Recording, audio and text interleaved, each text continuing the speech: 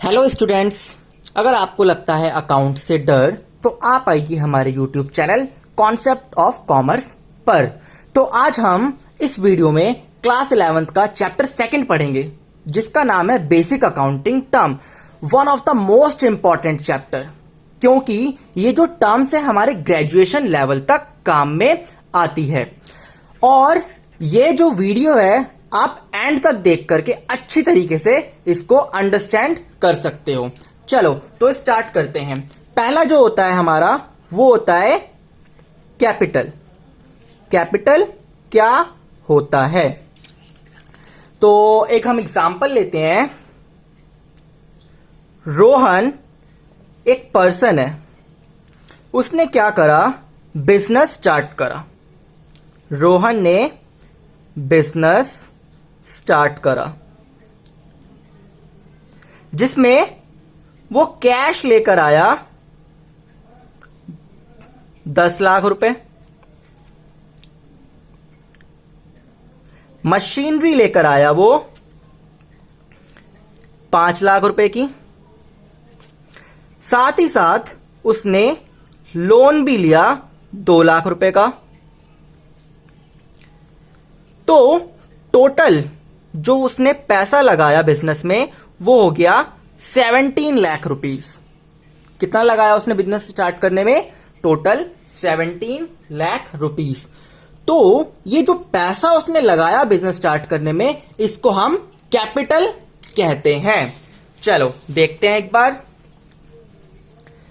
कहता है capital the amount invested by the owners. एक ऐसा अमाउंट जो ओनर मतलब कंपनी का मालिक इन्वेस्ट करता है फर्म के अंदर, उसको हम कैपिटल कहते हैं। It may be brought in the form of cash, या तो वो कैश में हो सकता है या वो असेट्स की फॉर्म में हो सकता है। तो असेट्स क्या होती हैं? असेट्स होती हैं कोई भी ऐसी चीज जिसको हम छू सकते हैं, ठीक है, और जिसकी एक मॉनेटरी वैल्यू होती है। इसको हम आगे फर्दर डिस्कस करेंगे, क्लासिफिकेशन भी करेंगे असेट्स का। अब हम दूसरी टर्म देखते हैं। दूसरी जो टर्म होती है वो होती है ड्राइंग्स। क्या होती है? ड्राइंग्स। तो रोहन ने 17 लाख रुपीस बिजनेस में लगाया था।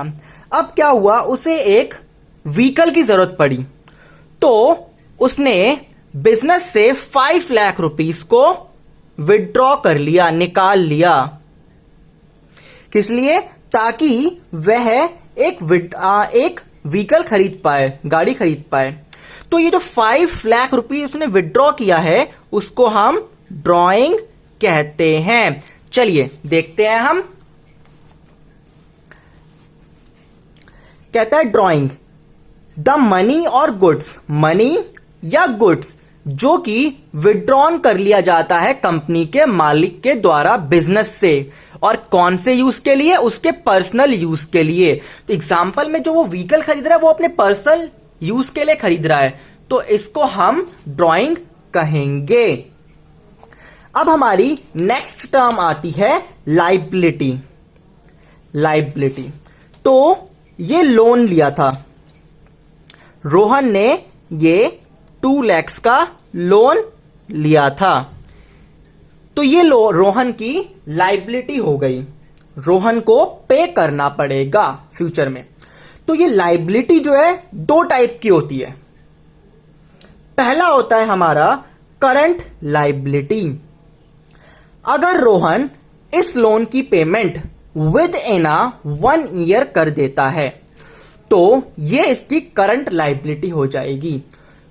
वहीं नॉन करंट लायबिलिटी वह लायबिलिटी होती है जिसकी पेमेंट हम 1 साल के ड्यूरेशन के अंदर नहीं करते हैं। देखते हैं। कहता है लायबिलिटीज। कहता है लायबिलिटीज आर डेब्ट्स। लायबिलिटीज क्या होती है? डेब्ट्स होती है। ब्रैकेट में लोन लिख दिया, डेब्ट्स का मतलब लोन होता है। That an enterprise has to pay. एक जो एंटरप्राइज होता है उसको, एक जो कंपनी का मालिक वगैरह होता है उसको पे करना होता है कुछ समय के बाद, फ्यूचर में। अब लायबिलिटीज को 2 पार्ट्स में क्लासिफाई कर रखा है। क्या आता है? Current liability. करंट लायबिलिटी क्या होती है?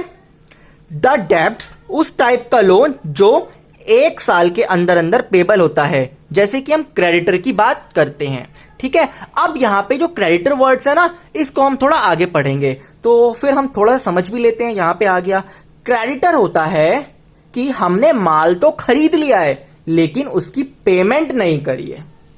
दूसरा आता है non current liability. Non current liability क्या होती है? वह लाइबिलिटी जिसका पैसा 1 साल के बाद पेबल होता है, जैसे बैंक लोन। अगर हमने बैंक से लोन लिया है तो बैंक वाला आकर के यूं कहता है कि चलो जी आपने लोन लिया था, आप पेमेंट कर दो। नहीं, जो बैंक के लोन की ड्यूरेशन होती है वो कम से कम 4-5 साल होती है। ये डिपेंड करता है लोन अमाउंट के ऊपर।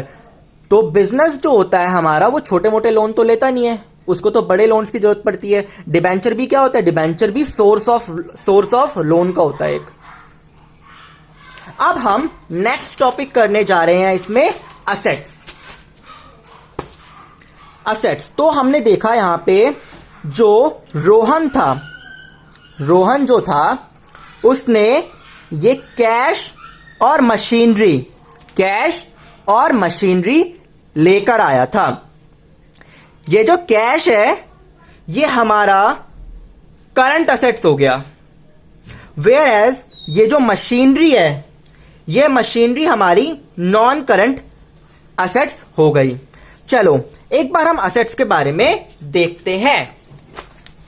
तो कहते हैं असेट्स, यहां आ गया assets are valuable resources. Asset क्या होती है? एक वैल्यूएबल रिसोर्सेज है जो ओन बाय अ बिजनेस जिसको ओन कर लेता है, which are acquired at a measurable money cost. और जितनी भी असेट्स होती हैं उसकी एक मेजरेबल मनी वैल्यू होती है, उनको हम मेजर कर सकते हैं एक मनी टर्म में। अब इसमें असेट्स के 3 टाइप होते हैं। करंट असेट्स, पहला तो हमने पढ़ लिया। असेट्स क्या होती है? कोई भी ऐसी चीज जो बिजनेस के पास है जिसको हम मनी में, पैसे में उसको मूल्यांकन कर सकते हैं। करंट असेट्स क्या होता है? Those asset which are held for short period, जो शॉर्ट पीरियड के लिए होता है या जिसको हम इजीली कैश के अंदर कन्वर्ट कर लेते हैं। जैसे डेटर होता है, इसको डेटर के बारे में हम पढ़ेंगे आगे, थोड़ा डिस्कस कर लेते हैं। डेटर होता है जिसको हमने माल बेच दिया है, जिससे हमें पैसा रिसीव नहीं हुआ है। स्टॉक होता है हमारा अनसोल्ड गुड्स, बिजनेस का ऐसा माल जो बिका नहीं है, वो हमारा स्टॉक होता है। सेकंड आता है हमारा non current assets. Non current assets क्या होते हैं? नॉन करंट असेट्स वह असेट्स होते हैं जो लंबे टाइम पीरियड्स के लिए बिजनेस उनको एक्वायर खरीदता है, लेता है। जैसे कि लैंड, बिल्डिंग, मशीनरी, भूमि हो गई, मकान हो गया, कोई भी मशीन हो गई। ठीक है, मशीन के बारे में तो आप लोगों को पता ही होगा। अब ये जो नॉन करंट असेट्स होते हैं इनको भी 2 पार्ट्स में हम क्लासिफाई करते हैं, इनको 2 पार्ट में हम बांटते हैं। पहला आता है हमारा टेंजिबल असेट्स। क्या आता है? Tangible assets. टेंजिबल असेट्स वह असेट होते हैं जिनको हम छू सकते हैं, जिनको हम देख सकते हैं, मतलब जिनका फिजिकल अपीयरेंस होता है। फिजिकल अपीयरेंस मतलब जो दिखने योग्य होते हैं।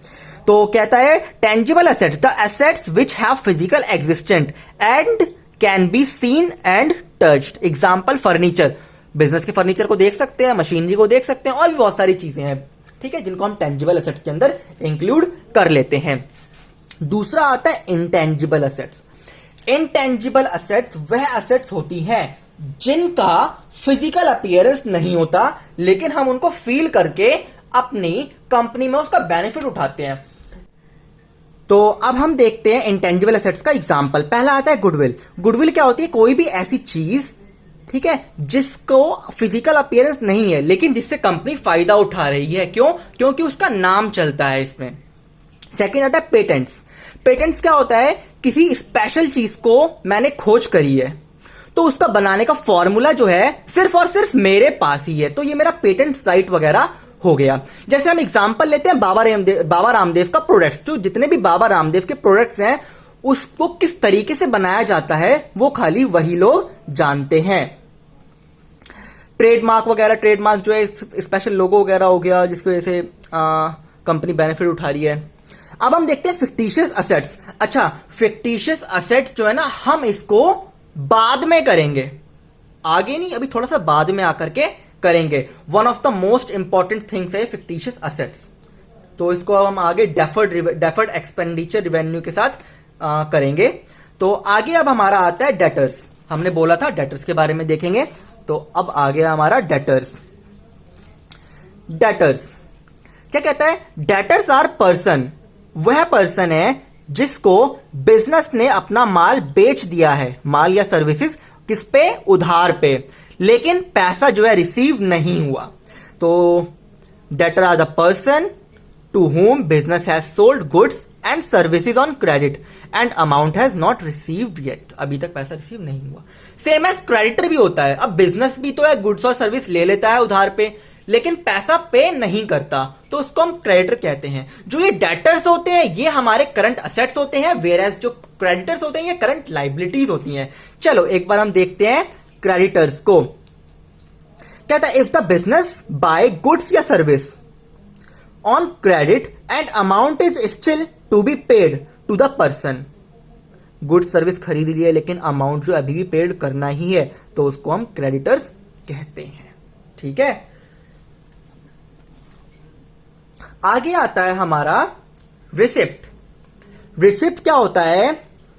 जो अमाउंट हमें गुड्स या असेट्स को बेचने के बाद मिलता है उसको हम रिसिप्ट्स कहते हैं। तो the amount which is received for selling of assets और गुड्स आर कॉल्ड रिसिप्ट। अच्छा, यहां पे मैंने एक चीज लिखी। क्या लिखी? Goods and assets. असेट्स और गुड्स, फर्क देखते हैं। बिजनेस जो है, बिजनेस के अंदर मशीनरी लगी हुई है। ठीक है, बिजनेस के अंदर लैंड एंड बिल्डिंग है और भी बहुत सारी चीजें होंगी। ठीक है, वेयर एज गुड्स, गुड्स क्या है? जिस चीज का बिजनेस कर रही है। अगर बिजनेस जो है कंप्यूटर का स्टॉक वगैरह है या कंप्यूटर के रिगार्डिंग में बिजनेस करती है, तो वो कंप्यूटर को सेल करेगी। तो ये कंप्यूटर से जो सेल होगी, जो कंप्यूटर हो गया ना, वो कंप्यूटर की कंपनी के लिए गुड्स हो गया। अगर बिजनेस जो है हम कहते हैं राइस वगैरह का कर रही है, राइस का कर रही है, या मशीनरी को सेल वगैरह का कर रही है कि वो मशीनरी बनाएगी और उसको सेल करेगी, तो क्या हो गया? ये गुड्स हो गया। जो हमें असेट्स बेचने के बाद पैसा एक्वायर होता है, वह पैसा जो हम इन असेट्स को बेच करके एक्वायर करते हैं, उनको हम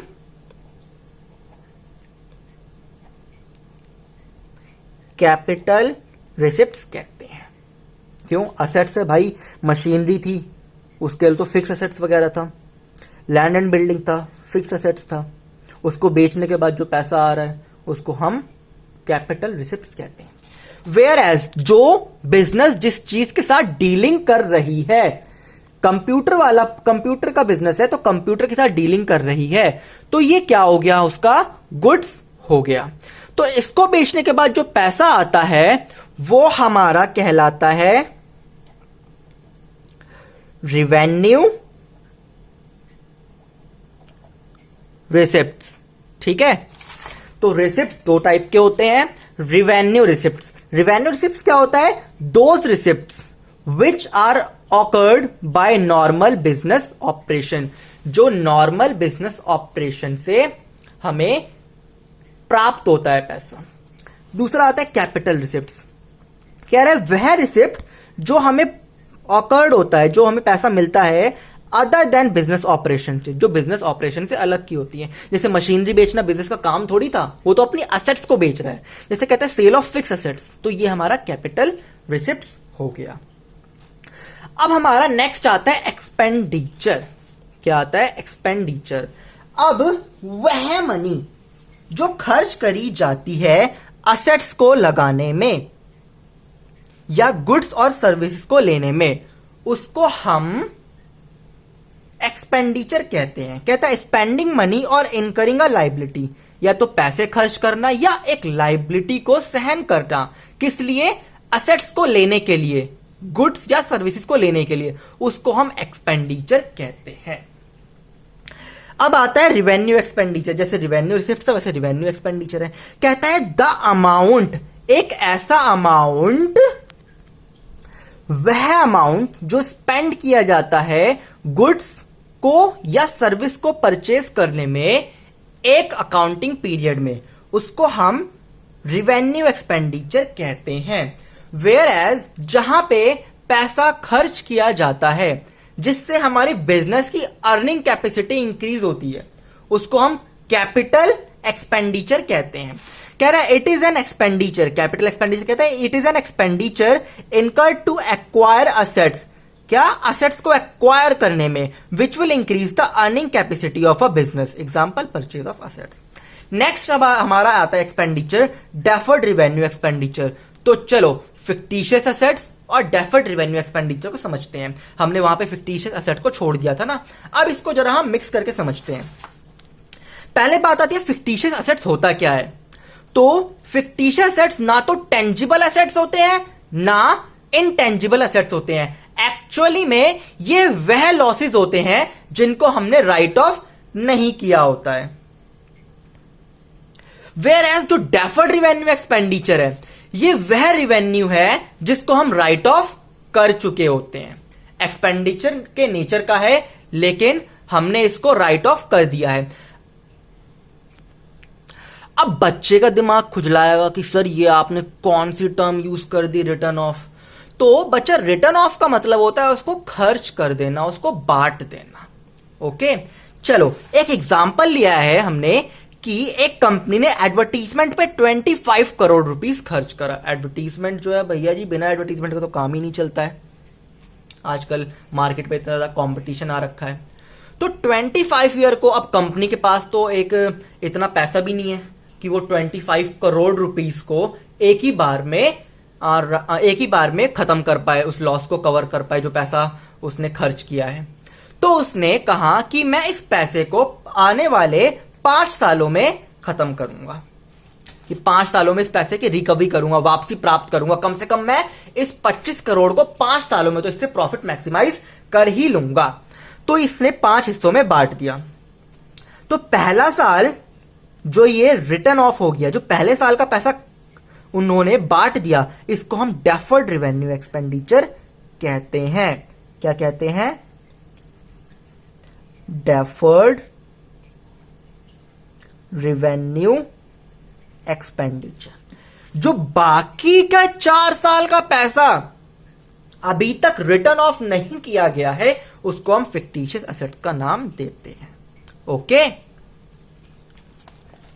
अब आता है हमारा प्रीपेड एक्सपेंसेस। प्रीपेड एक्सपेंसेस, तो जरा सा ना, अब देखो प्रीपेड एक्सपेंस को क्या कह सकते हो आप। आजकल तो डिजिटल इंडिया चल रहा है? हम लोग रिचार्ज करवाते ही रहते हैं। क्या करा हमने, रिचार्ज करवा लिया 31 मई को। अगर हमने 31 मई को रिचार्ज करवाया है, 28 दिन का रिचार्ज है, तो वो 27 जून तक चलेगा। ऐसा ही होगा ना? 28 दिन की वैलिडिटी होती है, या और भी अलग होता है। तो ये जो हमने पेमेंट करी है आज, किसके लिए? फ्यूचर के लिए।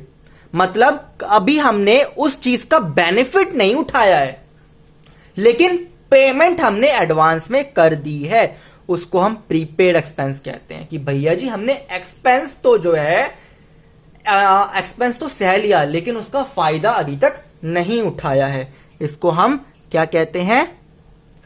Prepaid expense. ओके, तो एक बार देखते हैं क्या कहता है प्रीपेड एक्सपेंस। कहता है इट इज एन एक्सपेंस, ये एक्सपेंस है that has been paid in advance, जो एडवांस में पे कर दिया गया है, and benefit of which will be available in future, जिसका बेनिफिट है हमें फ्यूचर में अवेलेबल होगा।